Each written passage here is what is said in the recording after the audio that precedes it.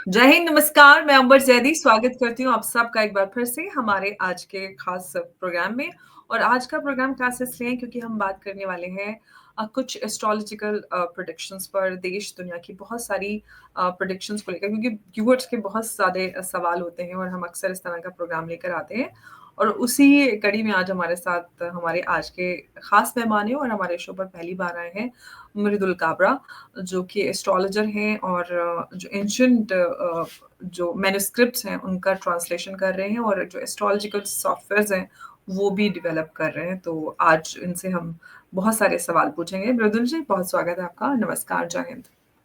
नमस्कार Ambar ji, thank you for inviting. Thank you so much. Mridul ji, अक्सर हमारे देश में लोगों के बीच में ये इनक्विजिटिवनेस होती है, अरे मतलब क्या होने वाला है, ज्योतिष से हम पूछते हैं। वैसे तो पर्सनल लाइफ को लेकर अक्सर लोगों के मन में सवाल होते हैं कि आगे जीवन में क्या होगा। लेकिन अब क्योंकि डिजिटाइज़ वर्ल्ड हो गया है, लोग देश दुनिया की भी खबर रखते हैं कि अरे वहाँ पर वॉर हो रही है तो क्या होगा?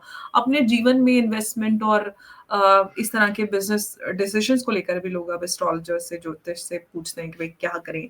तो सबसे पहले वहीं से शुरुआत करेंगे। तो ये बताइए कि अगर हम बात करें इन्वेस्टमेंट और इस तरह के बिज़नेस डिसीज़न्स जो लोग लेते हैं, स्टॉक मार्केट को लेकर किस तरह के हालात रहेंगे आने वाले वर्ष में 2026 में? किस सेक्टर में इन्वेस्ट करना चाहिए, किस सेक्टर को अवॉइड करें? और जो अ, हम देख रहे हैं प्रेज़िडेंट ट्रम्प के टेंट्रम्स चल रहे हैं, उस सब के चलते मार्केट में इंस्टेबिलिटी बनी हुई है। तो बिटकॉइन, क्रिप्टो, इनका क्या हाल रहेगा और जो फेडरल रिज़र्व्स हैं, वो कैसे होंगे? इंडियन इकोनॉमी के क्या हालात बनेंगे? ये सारा कुछ मैं आपसे जानना चाहूँगी। ओके, तो इसमें दो तरह से मैं आपको जवाब देता हूँ। ज्योतिष का तो एस्पेक्ट है ही, लेकिन ज्योतिष के साथ में हम लोग को भारत में जब पढ़ाया जाता है कोई भी ऑकल्ट साइंस इस तरह का, तो हमें बताया जाता है कि निमित्त पे भी आपको फोकस करना है। तो निमित्त शास्त्र से भी रिलेटेड थोड़ी सी बात करूंगा, उस पे भी मैं आपको बताऊंगा एडिशन कि कैसे देख सकते हैं। स्पेसिफिकली अगर ग्लोबली स्टॉक मार्केट्स की बात करें तो उसमें एक निमित्त बहुत इंपॉर्टेंट है, and that is the cover release of the economist magazine. बहुत कम लोग हैं जो कि जानते हैं कि इकोनॉमिस्ट मैगजीन जो है उसमें रॉथस्टाइल्ड का स्टेक है। रॉथस्टाइल्ड वो परिवार है जो ग्लोबली बैंकिंग को कंट्रोल करता है। इसलिए हर साल जब भी इकोनॉमिस्ट मैगजीन का कवर रिलीज किया जाता है तो उसमें जो भी चीजें दिख रही है उनसे लोग जो है प्रिडिक्शन देने की कोशिश करते हैं, या एटलीस्ट ये एक फाइनेंस के जो सर्कल है उसके बीच तो ये बात चलती है। तो इसलिए वहां उस कवर का भी मैंने यूज करा है अपने प्रिडिक्शन में, एंड आई थिंक कि जो 2026 में मार्केट्स का हाल होगा, मिड 2026 के बाद में कह सकते हैं कि जब से फीफा वर्ल्ड कप आएगा उसके बाद में वो एक हाई फेज जरूर रहेगा, लेकिन उसके बाद से आप देखेंगे कि कंटिन्यूअसली मार्केट में थोड़ा डाउन टर्न आ सकता है, स्पेशली यूएसए में। और जो पहला ट्रिम आना है यूएस डॉलर का, वो भी जो सेकंड पार्ट है 2026 का उसके अंदर आ सकता है। इसका इंडियन मार्केट पे इम्पैक्ट जरूर बनेगा। मैंने अभी आज ही एक वीडियो पोस्ट करा है इंडियन मार्केट से रिलेटेड, दैट इज कि फार्मा सेक्टर जो है वो बहुत आगे बढ़ने वाला है, बूम करने वाला है। 2019-20 में जब कोविड का समय आया था तो पूरी दुनिया के लिए वो समय कितना भी बुरा रहा हो, लेकिन फार्मा सेक्टर के लिए वो समय मनी मेकिंग का रहा था। 2026 का जो सेकंड हाफ है वहां से भी मेरे को फार्मा जो है वो काफी अच्छा परफॉर्म करते हुए दिख रहा है, स्पेशली इंडिया और चाइना में। इस पे जो है स्पेसिफिक अगर किसी चीज की बात की जाए कि किस तरह का ड्रग जो है मार्केट में अच्छा परफॉर्म करेगा, तो one thing that I am sure of is कि फैट लॉस से रिलेटेड जो चीजें होती हैं, जैसे ओजेम्पिक आया था अभी पिछले साल और बहुत पॉपुलर हुआ। कई बॉलीवुड के लोगों ने भी प्रमोट किया, डॉक्टर्स ने पॉडकास्ट करे। लेकिन आप देखेंगे कि यूएस जो है वहां पर कई डॉक्टर्स ने इस पे पॉजिटिव बात करते हुए पॉडकास्ट करे, जबकि इंडिया में इस पे उल्टा हो रहा था। राइट, तो वो चीज अब रिवर्स होती हुई दिखेगी। अब आपको इंडिया में भी पॉजिटिव बातें दिखेंगी। ओजेम्पिक स्पेसिफिकली हम बोल सकते हैं तो ऐसा नहीं कहूँगा, लेकिन इस तरह के फैट लॉस से जितनी भी चीज़ें होती है रिलेटेड, पहले जो सिर्फ़ अमीर लोगों के लिए देश में अवेलेबल थी, वो अब धीरे-धीरे आपके जो घर के पास की फार्मेसी, आपके पास के जो डॉक्टर्स हैं, उनके पास में आने लग जाएगी एंड मार्केटिंग सटल वे में पहले स्टार्ट होगी। मेरे को जो उसका फर्स्ट फेज़ दिख रहा है मार्केटिंग का स्टार्ट होते हुए, वो आप कह सकते हैं कि पोस्ट या फिर around the time of Valentine's day. उसके बाद से होता हुआ जब मेजर स्पोर्टिंग इवेंट्स होंगे ग्लोबली, जैसे कि विंटर ओलंपिक्स या फिर जो फीफा वर्ल्ड कप है इस बार या कॉमनवेल्थ गेम्स भी है इस बार, तो ये सारा माहौल बनाया जाएगा कि फिटनेस आपके लिए अच्छी है, किस तरह से वेट लॉस अच्छा है, लेकिन बिना एक्सरसाइज के भी आप कैसे कर सकते हो। ठीक है? तो जिम्स के लिए एज़ अ सेक्टर जो है ये बहुत अच्छा साल नहीं होगा, क्योंकि जब मार्केट में फैट लॉस के ड्रग्स आ जाएँगे और उनके ऊपर पॉजिटिव मार्केटिंग होगी, तो एक बहुत बड़ा सेक्टर जो जिम्स में फीस देता है, वो वहाँ से फीस ना दे करके इन ड्रग्स को अडॉप्ट करने लगेगा। और मेरे हिसाब से जो मेरा एक ओपिनियन है, although I am not a qualified medical professional, लेकिन मेरा ये ओपिनियन है कि इन चीज़ों से दूर रहना ही बेटर होगा। अल्टीमेटली दैट ईयर जो कि 2026 में 250 साल पूरे हो जाएंगे यूएसए के, वहां से उनका और फर्दर स्पीड में डाउनफॉल जो है वो स्टार्ट होने वाला है। मैं जो है ये जो करंट फेज चल रहा है इसको 3 पार्ट में डिवाइड करता हूँ। पहला 2022 से 25, देन उसके बाद में 26 से 28 और फिर 28 के बाद में जो होने वाला है। तो जो 26 से 28 में होने वाला है उसमें फाइनेंशियल डाउनटर्न आपको देखने को मिलेगा और जो रियल मेगा साइज कॉन्फ्लिक्ट्स है वो 2028 के बाद में। इसका मतलब ये नहीं है कि 26 से 28 में कॉन्फ्लिक्ट्स नहीं होंगे, अभी तक जो हुआ है उससे बढ़ेंगे, पर 28 के बाद में और स्पीड से ये होगा। इन्वेस्टमेंट के पॉइंट ऑफ व्यू से जो मैंने बोला था, तो ये है कि फार्मास्यूटिकल में इन्वेस्ट लोग कर सकते हैं, ये आप कह रहे हैं फिलहाल, जो इन्वेस्टमेंट और जो मार्केट के हालात को देखते हुए। मेरे हिसाब से अगर आप जो टॉप फार्मा कंपनीज है जो कि शेयर मार्केट में है इंडिया में, उनके स्टॉक्स आप अभी स्टडी करेंगे तो वो ऑलरेडी इंक्रीज हो रहे हैं। तो हुँ, कहीं ना कहीं ये बातें ऑलरेडी फैक्टर्ड इन है प्राइस में। हुँ, अब यहाँ हुँ, से जो है और रैली डेफिनेटली होनी चाहिए, क्योंकि जब कोई बड़ी प्रॉब्लम आती है, मेरे को लगता है कि 2026 में अगेन सेकंड हाफ में कोई ना कोई वायरस से रिलेटेड बात, जैसे कि 2019-20 में हुआ था कोविड से रिलेटेड, वो भी होना चाहिए। तो overall good growth for pharma, but bad news for the world in terms of health. Hmm, okay. Uh, अब ऑपरेशन सिंदूर हमने देखा और उसके बाद से ही हम देख रहे हैं कि हमारे पूरे रीजन में हलचल मची हुई है। ईस्ट और वेस्ट फ्रंट दोनों पे ही हमें काफ़ी कुछ देखने के लिए मिला। पाकिस्तान और बांग्लादेश एक्टिवेट हो गए। तो लोगों को मन में यही सवाल है कि भारत अब और क्या करेगा? हमने देखा ऑपरेशन त्रिशूल, ऑपरेशन ये पूर्वी प्रचंड प्रहार या फिर राम प्रहार की बात करें, इस तरह की बड़ी-बड़ी एक्सरसाइज़ेज़ हमने देखी ईस्ट और वेस्ट फ्रंट उस पर।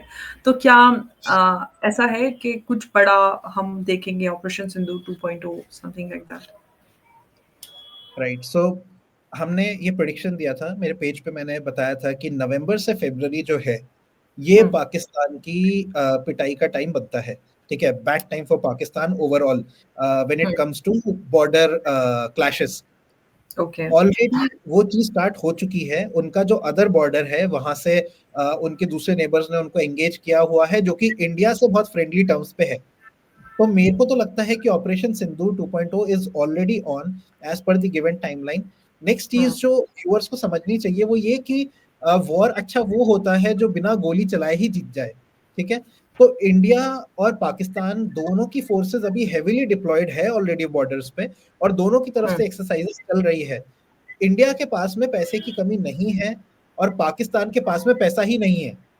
ठीक है, तो हुँ, उनको वहां पे डिप्लॉयड रहना है, तो एक सोल्जर का बॉर्डर डिप्लॉयमेंट का खर्चा उसके रेगुलर खर्चे से 20 गुना से ज्यादा होता है। तो वो वहां पे खड़े खड़े ही इतना ज्यादा ड्रेन हो रहे हैं कि अल्टीमेटली उनको जो दिल्ली में हुआ वैसी एक्टिविटी करनी पड़ी, but that is an indication that they are being drained out. Then अगली बात ये है कि as for the specific clash कि दोनों तरफ से हॉट फायरिंग हो, तो वो ऑलरेडी हम नीलम वैली और लीपा वैली में देख चुके हैं। अगेन एज पर दैट टाइमलाइन जो नवंबर से फरवरी का हमने बताया हुआ है, एंड इस टाइमलाइन में ये धीरे धीरे और चीजें बढ़ती ही जाएंगी। और डेफिनेटली आप मान के चलिए जो भी व्यूअर्स है जो जिस चीज का वेट कर रहे हैं वो भी उनको देखने को बहुत जल्दी मिलेगा। ये काफ़ी इंटरेस्टिंग बात आपने बताई है। लेकिन साउथ चाइना सी की हम बात करते हैं तो वहाँ पे भी या फिर ईस्ट चाइना सी हलचल काफ़ी देखने के लिए मिल रही है। चाइना और जापान एकदम कन्फ्रंटेशनल मोड में हमें नज़र आ रहे हैं। योनागुनी आइलैंड पर जिस तरह से जापान ने मिसाइल डिप्लॉयमेंट किया है और सारा कुछ हम देख रहे हैं इस पूरे उसमें। तो आपको क्या लग रहा है कि ताइवान को लेकर भी यूएस और जापान और ये सारी चीज़ें, आपको क्या लग रहा है क्या हालात रहेंगे पूरे अगर साउथ और ईस्ट चाइना सी की बात करते हैं? तो साउथ और ईस्ट चाइना सी से रिलेटेड मैंने कुछ महीनों पहले एडवांस में ही ये बता दिया था कि चाइना और ऑस्ट्रेलिया के बीच में भी प्रॉब्लम हो सकती है। और उस हुँ। टाइम पे तो ये उम्मीद भी नहीं कर सकते थे कि ऑस्ट्रेलिया का भी किससे कोई प्रॉब्लम हो सकता है, specially China. But that has also already started. Then हमने ये बताया था कि चाइना को काउंटर करने के लिए ऑस्ट्रेलिया ओशन में एक्सरसाइजेस करना स्टार्ट करेगा and they are going to try to strengthen their oceans. तो उन्होंने सी नेवी पावर 2025 नाम से कॉन्फ्रेंस करी इसके ऊपर, बहुत सारी कंट्रीज के लोगों को बुलाया and they have already started purchasing weapons to protect this area. तो ये जो जापान ताइवान तक ही सोच रहे हैं लोग, वो चीज ऑस्ट्रेलिया तक प्रॉब्लमैटिक चल रही है। अगर हम ताइवान की स्पेसिफिकली बात करें तो 2026 का जो एंड पार्ट होगा, यानी इस समय 2026 में वहां पे हॉट एंगेजमेंट का चांस बनता है। 2026 में जनवरी में ये चांस बनता है कि वॉर एक्सरसाइजेस स्टार्ट हो जाए, ठीक है, ओशियन के अंदर। लेकिन अगेन कुछ भी मेजर नहीं होगा। सितंबर 2026 में मेरे को लगता है कि ज्यादा स्केल पे वॉर एक्सरसाइजेस हो और थोड़ा सा वो चीज जो है आप देखें हीट बढ़ती हुई वहां पर जो मेजर जो लड़ाई होगी वो आप कह सकते हैं कि दिसंबर 2026 या एटलीस्ट जो अगले साल का दिवाली वाला समय है उसके बाद में ही जो मेजर है कोई बात होने का वो चांस बनता है। मतलब ये कह सकते हैं कि फिलहाल 2026 तक चाइना इनफैक्ट मैंने कई सारे एस्ट्रोलॉजर से बात की है, सबका ये कहना है कि चाइना अगले वर्ष एक बड़े कॉन्फ्लिक्ट में, बड़ी जंग की तरफ जाता हुआ नज़र आएगा। और जंगों की बात हो रही है तो हम रशिया यूक्रेन वॉर की भी बात कर लेते हैं। रशिया यूक्रेन वॉर को लेकर 28 point peace plan Donald Trump ने बनाया और उन्होंने अल्टीमेटम दे दिया ज़ेलेंस्की को कि भई मानो नहीं तो फिर जेल जाना पड़ेगा। आपको क्या लग रहा है कि इस पूरे ये जो प्लान है ये शांति स्थापित कर पाएगा और रशिया यूक्रेन वॉर है वो बंद हो जाएगी? या फिर हम एक नए स्केल पर नई तरह से इसको और उभरते हुए देखेंगे? इकोनॉमिस्ट मैगजीन का जो कवर आया है, अगेन अगर आप उसको कंसल्ट करेंगे वहां देखेंगे तो वहां पर जो जेलेंस्की है उनको अलग से कॉर्नर में दिखाया हुआ है, मेन पावर सेंटर से दूर, और मेन पावर सेंटर में कुछ लीडर्स को बनाया हुआ है। जहां उनको जिस तरह से दिखाया है उसको देख करके और अगेन यूक्रेन के एस्ट्रोलॉजिकल चीजों को देख करके ये समझ में आता है कि उनको अब साइडलाइन किया जाएगा। अब तक उनको बहुत लाइमलाइट मिल चुकी है, अब उनको डील मिलेगी।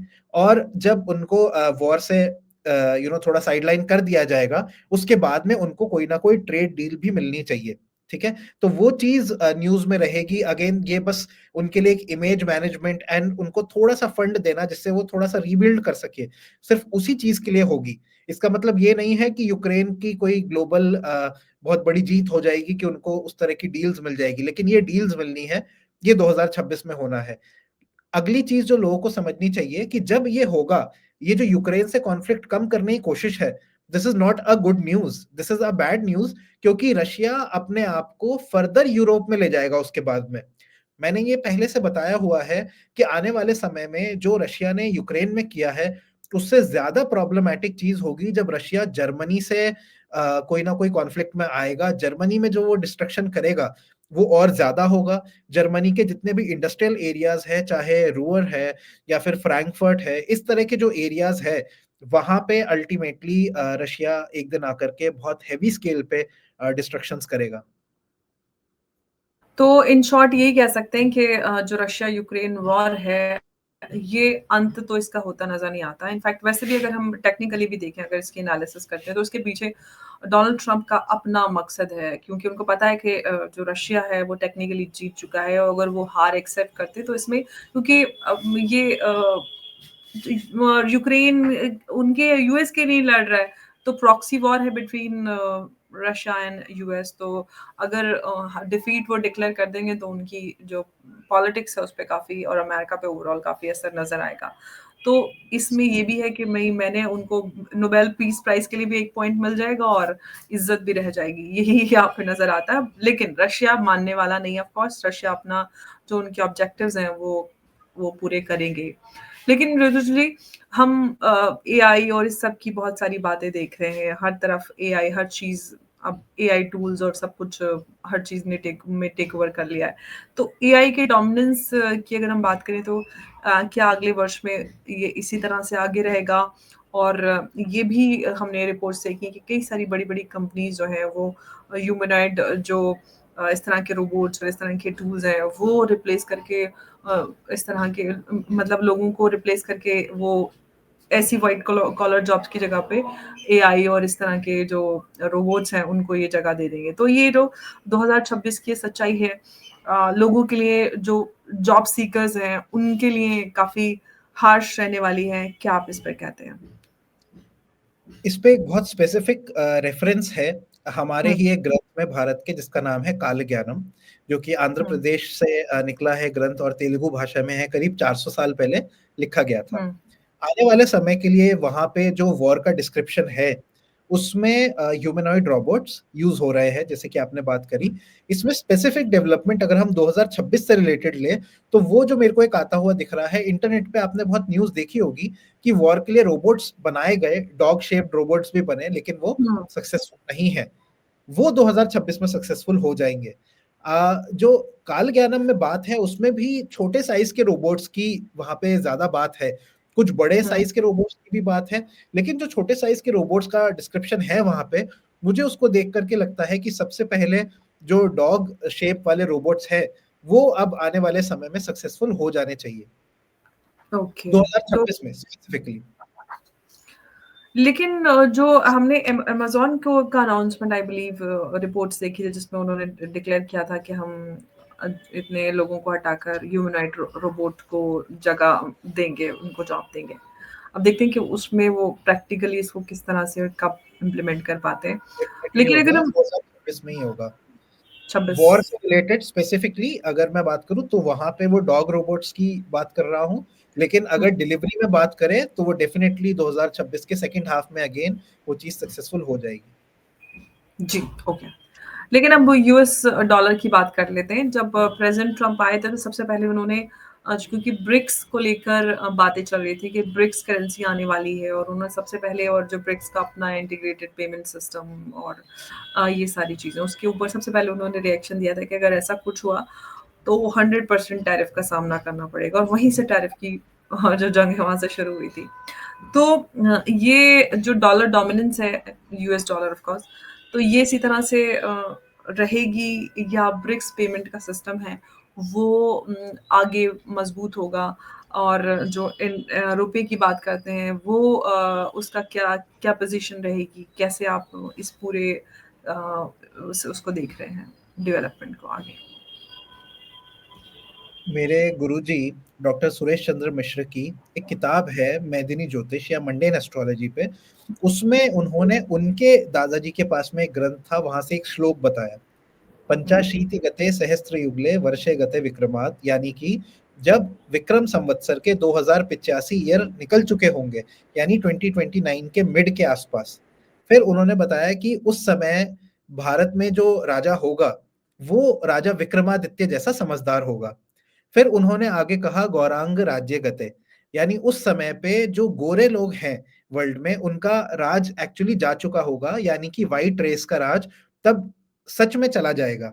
अगर हम देखें तो आज की जो वर्ल्ड की सिचुएशन है, ब्रिटेन के ग्लोबल डोमिनेंस के बाद में जब पाउंड ने डोमिनेट किया वर्ल्ड को, उसके बाद में यूएस डॉलर ने डोमिनेट किया, वो बेसिकली उसका प्रॉक्सी ही बना बाद में। वो सेम ही राज्य जो है, वो बस कहीं और जाके स्थापित हो गया। ये चीज़ जो है 2029 के मिड तक, या कह सकते हैं एंड तक पकड़ लीजिए आप, ये चीज़ जानी ही है, इसको कोई रोक नहीं सकता।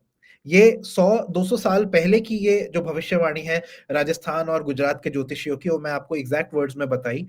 यूएस डॉलर का डोमिनेंस गिर जाएगा, ऑलरेडी गिरना स्टार्ट हो गया है। लोगों को अभी दिखता नहीं है भारत में, क्योंकि भारतीय करेंसी के मुकाबले उनकी करेंसी बढ़ती हुई दिख रही है।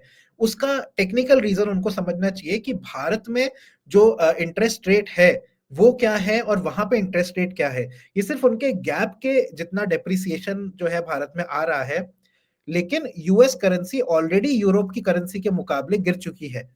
तो वहां पे ऑलरेडी 10 से 20% अलग अलग करेंसीज के मुकाबले उस एरिया में उनका डाउनफॉल ऑलरेडी आ चुका है। कि लोगों को तो ये लगता रहता है कि अरे देखो रुपए की पोजीशन देखो, हम्म। डॉलर अभी भी ऊपर है, रुपया गिर रहा है, रुपया अभी तक स्टेबल नहीं है, ये सारी चीजें सवाल उठते हैं। लेकिन देखते हैं कि आगे ये सारी चीजें हमें कब तक नजर आती हैं। लेकिन अब भारत के अंदर कई सारे राज्यों में चुनाव हुए। अभी बिहार में जो चुनावी नतीजे रहे वो चौंका देने वाले थे, और बीजेपी की बात करें या ओवरऑल एनडीए की, बहुत जबरदस्त प्रचंड बहुमत के साथ आए और ऐतिहासिक वहाँ पर जीत दर्ज की। लेकिन अभी वेस्ट बंगाल जो है ये बहुत क्रिटिकल हमें नज़र आता है, ख़ास तौर से अगर भारतीय जनता पार्टी की बात करें उनके लिए। पिछले कई टर्म से काफ़ी मेहनत कर रहे हैं और बेहतर किया है। इस बार आपको वेस्ट बंगाल में क्या नतीजे नज़र आते हैं? ममता दीदी बनी रहेंगी या बीजेपी नंबर आगे बढ़ाकर सत्ता में आएगी? तो इलेक्शन को एनालाइज करने में एक बेसिक प्रॉब्लम होती है, वो ये है कि या मेरे साथ तो एटलीस्ट ये प्रॉब्लम है कि मेरे पास में जो वहाँ के लीडर्स हैं, उनके हॉरोस्कोप्स नहीं है अवेलेबल।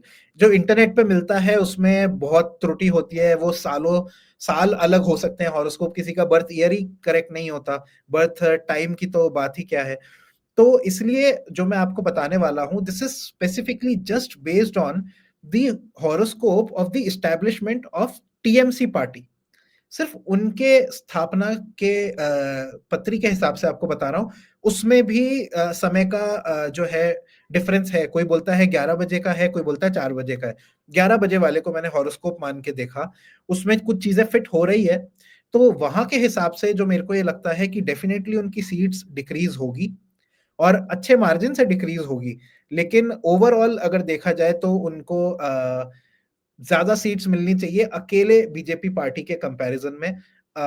ये चीज हो सकता है कई लोगों को सुन के बड़ा मजा नहीं आए, लेकिन सिर्फ अगर टीएमसी का हॉरोस्कोप देखे तो ये लगता है, अगेन वी कैन नॉट क्लेम कि ये ही होगा, क्योंकि हमारे पास में बहुत सारे फैक्टर्स इसमें नहीं है। दीदी की अगर हम कुंडली की बात करें तो ऑफ कोर्स वो सारी चीज़ें, ऑफ कोर्स जैसे कि आपने कहा कि लीडर्स की कुंडली देखी जाए तब उसके आधार पर हम कह सकते हैं। लेकिन कई सारे एक्सपर्ट कहते हैं कि ममता दीदी बनी रहेंगी, और कुछ का कहना है कि बीजेपी वेस्ट बंगाल में आएगी। अब देखते हैं कि क्या सच होता है, क्योंकि ऑफ कोर्स सबके पास अलग अलग जानकारी, उसके आधार पर ही ये सारी एनालिसिस निकल कर आती है। लेकिन हम बात करते हैं देश में जो आजकल माहौल बना हुआ है, जो दिल्ली में आतंकी फिदायीन हमला हुआ और उसके बाद से सारा कुछ हम, और वैसे भी एसआईआर और ये सारी चीज़ें चल रही हैं, हाफ फ्रंट को लेकर बात होती है।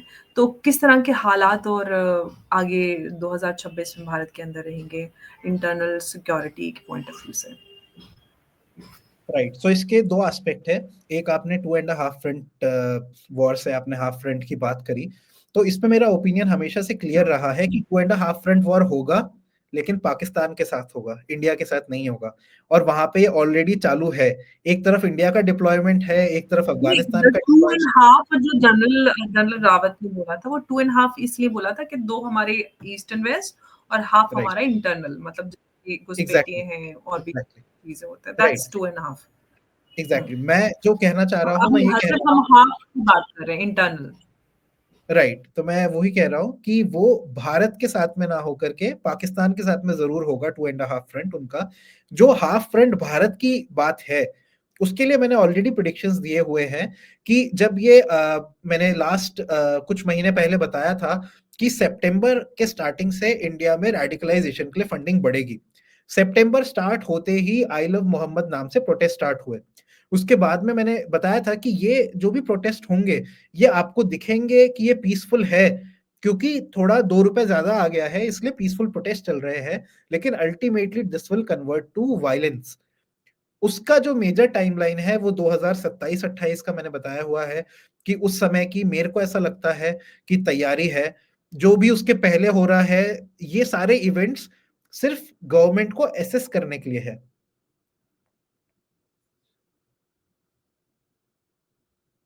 ये जो हालात हैं वो और ज़्यादा आगे चलकर खराब हो सकते हैं, जिस तरह की आपने प्रेडिक्शंस आप बोल रहे हैं कि आपने इस पे पहले भी बात की है। डेफिनेटली जो कम्युनिटी क्लैश या इस तरह की चीज की आप बात कर रहे हैं, वो हुँ, 2027-28 में मेरे को ज्यादा होते हुए दिखता है, उसके पहले नहीं होगा। ओके।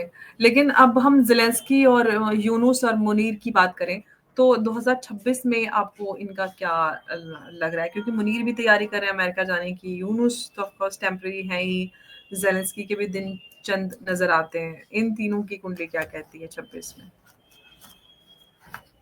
सो जेलेंस्की रशिया के लिए वो ही है जो मुनीर इंडिया के लिए है, या फिर ताइवान चाइना के लिए है।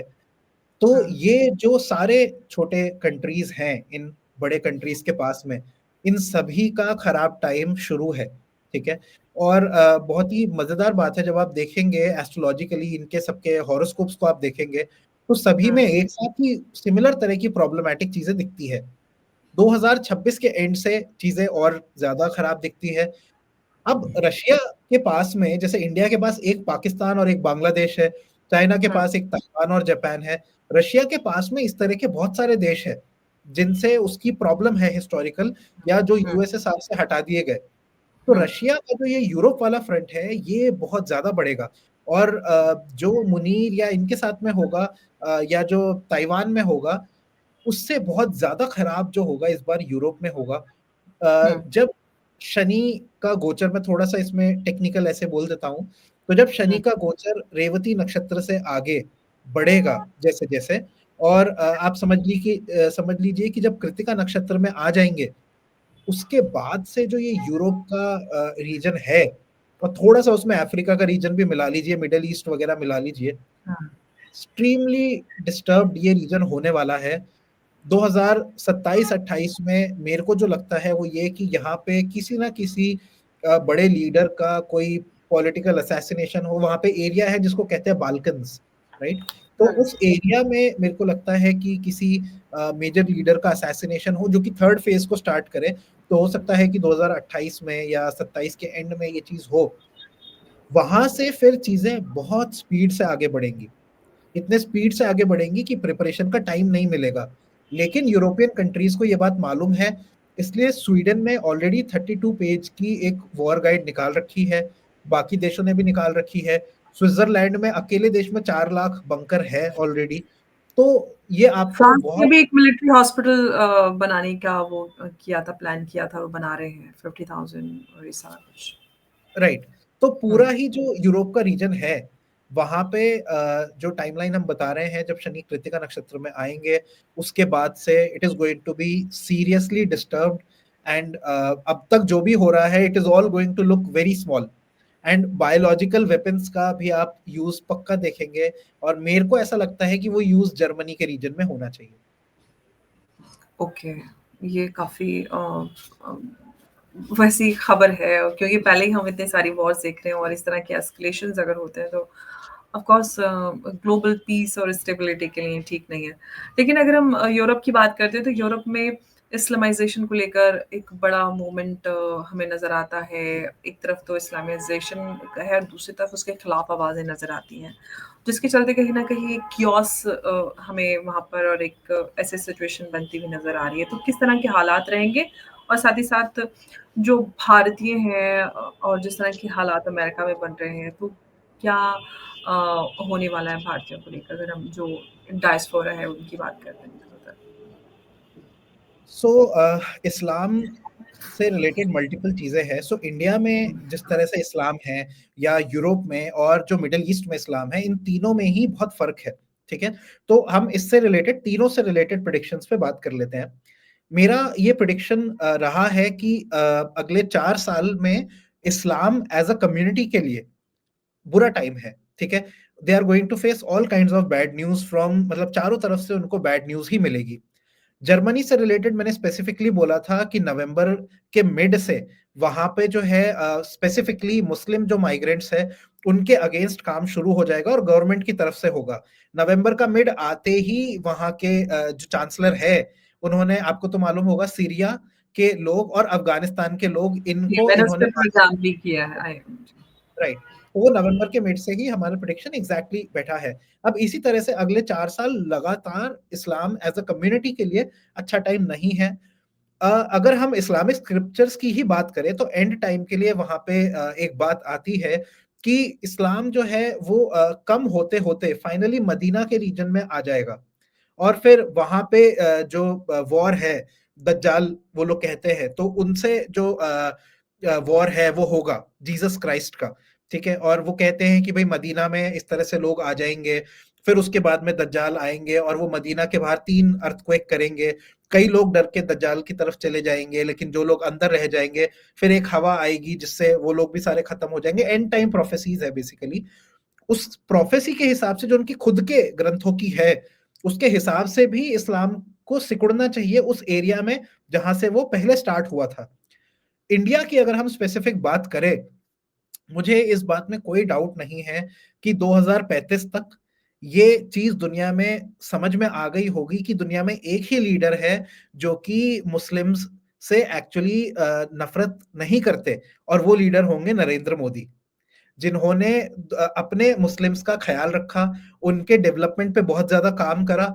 वो अलग बात है कि उनको पलट करके क्या मिला, लेकिन इसके बाद भी उन्होंने निस्वार्थ भाव से उनके लिए काम करा। देश में जितनी भी वो कम्युनिटी को साथ में लेके रख सकते हैं, दोनों कम्युनिटीज़ को एक्चुअली रखा है।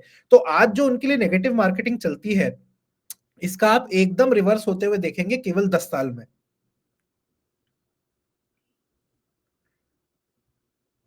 सारी जानकारी और अपडेट्स दिए और काफ़ी मज़ा आया मृदुल जी, बहुत-बहुत आपका धन्यवाद हमारे साथ इस इंटरेस्टिंग डिस्कशन में बने रहने के लिए। नमस्कार, जय हिंद, जय भारत। जय हिंद। धन्यवाद।